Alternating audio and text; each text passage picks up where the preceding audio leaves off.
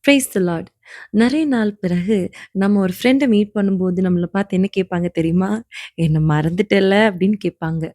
ஒருவேளை நாளைக்கு ஏசப்பா அவங்கள வந்து பார்க்குறாங்கன்னா, இந்த கேள்விய கேட்பாங்களா? இல்லையா? அப்ப நம்ம யோசிச்சு பார்க்கணும். எந்த அளவுக்கு ஆண்டவர் நம்மள தேடுறோம்ன்னு. அநேகருடைய வாழ்க்கையில ஊழியம் செய்யலாம். Sunday class ministry, worship team நடத்தலாம். நல்ல ஜெபம் நடத்தலாம். நல்ல ஆண்டவருக்காக நெறைய கொடுக்கலாம். நெறைய ஆண்டவருக்காக செய்யலாம். ஆனா, ஆண்டவரோடு நடக்கிறோமா என்ற கேள்விக்கு பதிலே இல்ல. பிஸி, நெறைய எக்ஸ்கியூசஸ், எனக்கு படிப்பு விஷயங்கள், வேலை விஷயங்கள், பர்சனல் லைஃப் என்று சொல்லி ஆண்டோடு செலவிடுகிற நேரம் ரொம்ப கம்மியா தான் இருக்குது. ஆனா, இப்படி மறக்கும்போது கூட ஆண்டவர விட்டு நம்ம தூரம் போனாலும், கர்த்தர் நம்மள மறக்கல.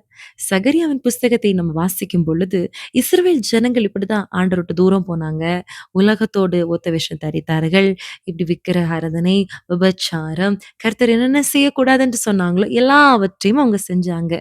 அப்ப ஆண்டவருக்கு கோபம் வந்துச்சு. ஆனாலும், கிருபை உள்ள தேவனாய், சீயோனை நான் மறக்க மாட்டேன். நான் உங்கள நினைத்தருளுகிறேன் என்று சொல்லி, அவர் வாக்குத்தத்தம் பண்ணுகிறார். நீ என்னிடத்தில் திரும்பினா, நான் உன்னிடத்தில் திரும்புவேன் என்று சொல்லி, அவர் வாக்குத்தத்தங்களை கொடுக்கிறாரு. ஒருவேள ஆண்டவர மறந்து ஆண்டவர்ட்ட தூரம் போனீங்கன்னா, இதுவே உங்களுடைய அழைப்பு. மீண்டும் அவரிடத்துல சேர்த்துக் கொள்ளுங்க. சகரியா என்ற நாமத்துடைய அர்த்தமே யாவே ரிமெம்பர்ஸ், கர்த்தர் நம்மளை நினைத்தருளுகிறார். நோவா பேழையில இருந்தபோது கர்த்தர் அவங்கள நினைத்தருளினார். அதே மாதிரி தான் கர்த்தர் உங்கள நினைச்சு பார்த்துட்டே இருக்காரு. உங்கள மறக்கல. ஃப்ரெண்ட்ஸ் மறக்கலாம்.